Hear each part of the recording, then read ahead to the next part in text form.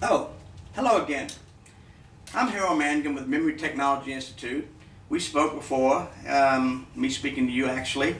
But one of the things that I get asked many times if I'm out doing a presentation or a workshop or one-on-one training, people say, did you actually have a good memory, a strong memory before you went to the workshop? And really I didn't. I had a bad memory, a bad trained memory. I had a good memory, it just wasn't trained. You all have perfect memories. It's just a matter of some are trained and some aren't. But when I went to this workshop 19 years ago, being a psychologist, I knew how the mind worked. I just didn't have a system. But once I attended the workshop, I kind of realized what they were trying to do and how they were building the mnemonic techniques to help you to be able to be more efficient in your brain, as well as the way you encode information as it comes into your brain. You see, the way our mind works actually is through novelty. The way that you learn and have learned in the past, and like I said before, everything you've ever seen, heard, or read is still up in a non-erasable tape. But the way that we've learned in the past is through either emotion. We lay down a lot of our memory traces by emotion. For instance, if I were to say, tell me everywhere you've driven in your lifetime, you couldn't do that. But if I were to say, tell me where your last wreck was, you could tell me exactly what time of the day, where it happened, who the person's at fault, who the person was that you hit or hit you, and all that information is laid down through emotion, through our amygdala in our brain. It controls the emotional level. But once we learn that information because of emotion, it's imprinted into what we call neural imprints. Those are little neurons that fire to build up a cluster of information. Now this little cluster of information is now a new memory, and every time we add things to that little cluster or build a new little cluster about that same aspect, we actually improve our memories, or we reconstruct them. You see, all memories are not just fixed locations in your mind, they're a process.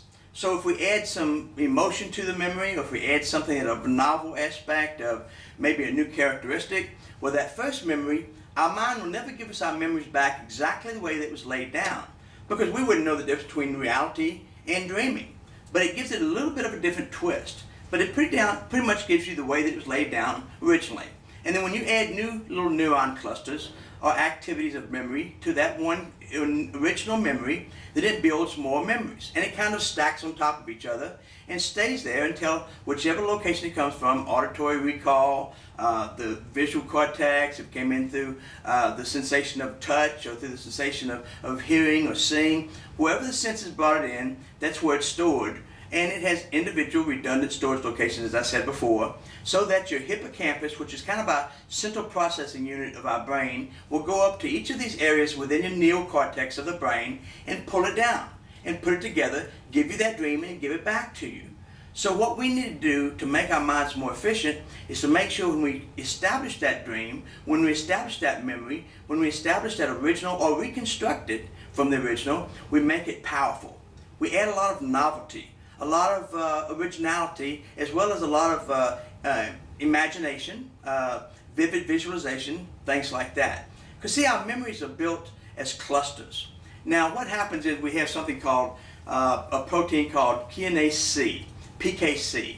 Now when you build a memory, and what happens is two brain cells connect, one brain cell here and one here, and of course we have a dendritic spine between on both sides, and a little receptor point.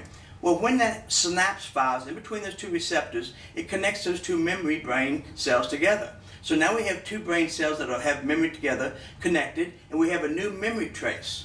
Now, whether or not that memory trace stays in our mind long enough to transfer from the short-term memory to the long-term memory is determined by ourselves. That's the beauty of this system. You see, they found out that we can construct and control our own memories by doing some things that we call like sweat equity.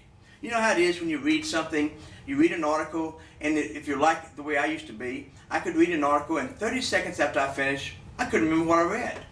But if I liked something in that article that had a significance that I wanted to remember, if I did something as easy as, grunt, it's called sweat equity. And what we do is when we grunt and have that little novelty aspect, we lay down that memory trace, and it's embedded into our brain until we want to add to it, take away from it, and rehearse it and practice it and move it from the short term to the long term. Now let me tell you something interesting. The way that your memories are built and formed, like I said before, is you encode information, you store the information, then you have to retrieve it. Well, when you encode that information, the way that we teach you how to recode it gives you the construction aspect. It gives you more characteristic. It gives you more of the novelty aspect. Now, when you do that, now that they realize because of the plasticity of our brain, we can emphasize more novelty or emphasize more emotion or whatever, we can make that memory stronger. But let me tell you what happens. Between your sleep cycle tonight, of the memory you learned today, tonight between stage 3 and stage 4 of your sleep cycle, you'll actually lay that memory down. Now what happens is when you lay that memory down, it's kind of like a picture process. You know how you take a picture and you snap the picture, and all of a sudden the old film, you'd have to take it to the developing company and they'd develop it. But what they would do is a light sensitive piece of material, which is your film, and you've let this light come into this film and it's imprinted this image or the picture that you took. Then they take it and they put it into a group of chemicals and they process it, and it brings up a little bit of the image and the formation of the picture. Then they take it to another and bathe it with another chemical, and it imprints that and lays it down to a permanent surface. Now eventually those memories, those pictures of those films will disintegrate if you don't store them in a nice location. Well, now today we have the digital making of film, so it's so much higher in terms of technology than we used to have in terms of just a little Kodak. But that's essentially the way our mind works. We have an imprinting process, then we kind of add a chemical to it and make it a little bit more, declarative, make it a little bit more, recognizable. Then we go through and we fix it one more time with another chemical. Now they're doing research down at the University of Houston Medical down in Houston, and also University of Texas in Houston Medical Center, and they've come up with something called the Transformational Growth Factor B. Now what it is, because the way that our mind works, when we have a new memory, we feed it in that little PKC, that protein kinase C, and we kind of formulate that little image into our memory banks. And then all of a sudden, if we turn and change it from the short-term memory to the long-term memory, it may have some form and it may stay there. If not, it could be thrown up into our neocortex of our brain and just have a simple decay of the memory process itself. So we have actually memory decay because we didn't add to it, we didn't practice it. It's kind of like the old lose it or use it theory, or use it or lose it theory, where they say if you don't rehearse it, it's gone. Well, that's true to some extent. It still has to happen. But now, because down in this research down in Houston for the Transformational Growth Factor B, they found out there's a new protein that they've discovered in the brain that's kind of a congealing, kind of a gel type thing that overloads on top of that PKC with that new kind of hippocampal structuring on that little branch. Now it kind of combines those two chemicals together, and if you have a perfect environment, then it formulates the memory. And now that memory can be transferred from short-term to long-term easier and will last much longer, because now it's kind of congealed those two receptors and where that little synapse fired. And as I said before, the synapse is actually just a mental firing of electricity of a 5-watt and a chemical neurotransmitter that was laid down along the neuronal branch between your two brain cells. And when they're combined, you have this new memory trace.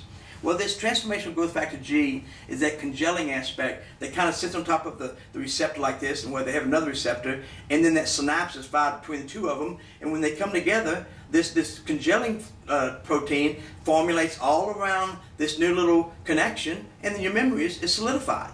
So in essence, that's kind of the way the mind works. Now, I guess you could use the analogy of if you were out taking pictures and you saw something that you liked, you took a picture of it, you went back into the chemicals, you developed it, and you bathed it one more time to make it fix to the imprint. Because of that light-sensitive film, you now have that image stored for as long as you want to. Well, in the brain, we can do the same thing. But we can do it more efficiently if we add that novelty, if we add that imagination, if we add that larger-than-life image, or usefulness of imagination and vivid visualization kind of helps formulate that image in our brain to store long enough to transfer it tonight between stage 3 and stage 4 of your sleep cycle.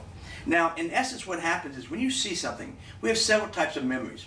One is the iconic memory, the flashbulb memory, when we see something. Then we get a sensation, and then we kind of formalize more characteristics about that memory. And then, either add more novelty to it or we don't, and it just washes away.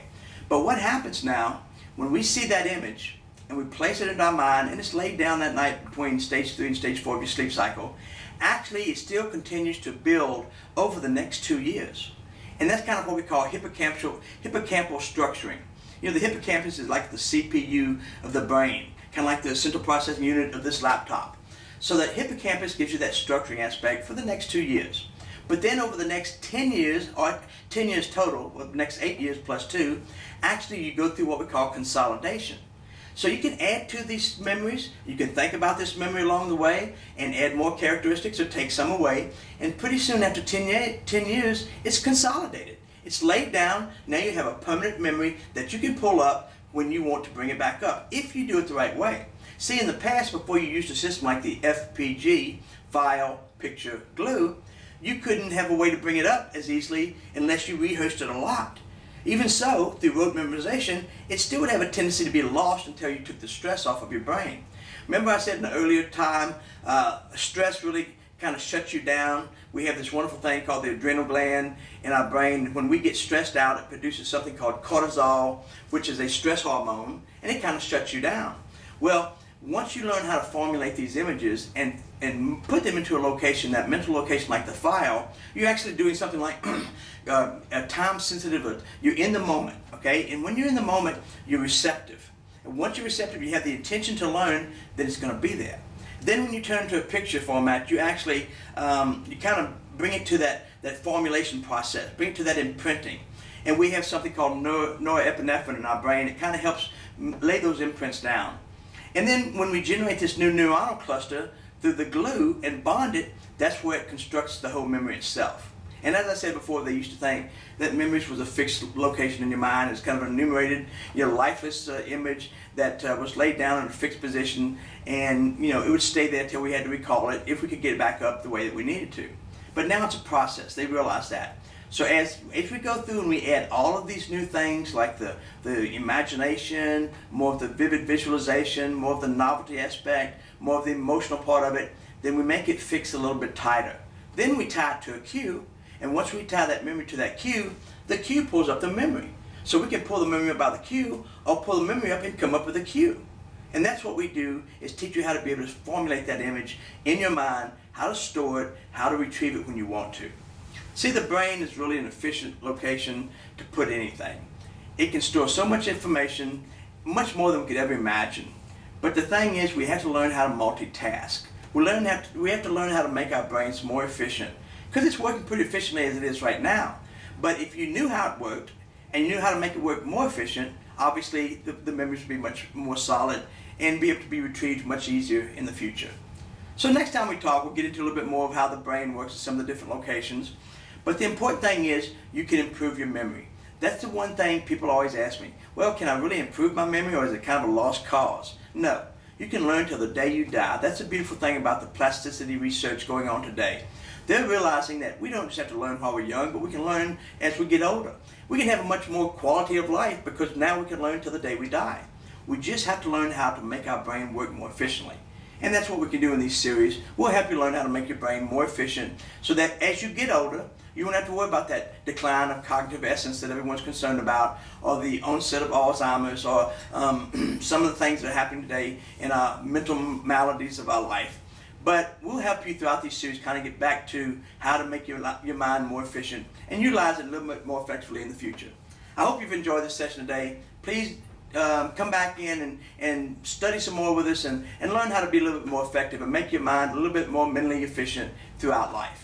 Thank you. Again, my name is Harold Mangum with the Memory Technology Institute. Hope you enjoyed this session today. Bye-bye.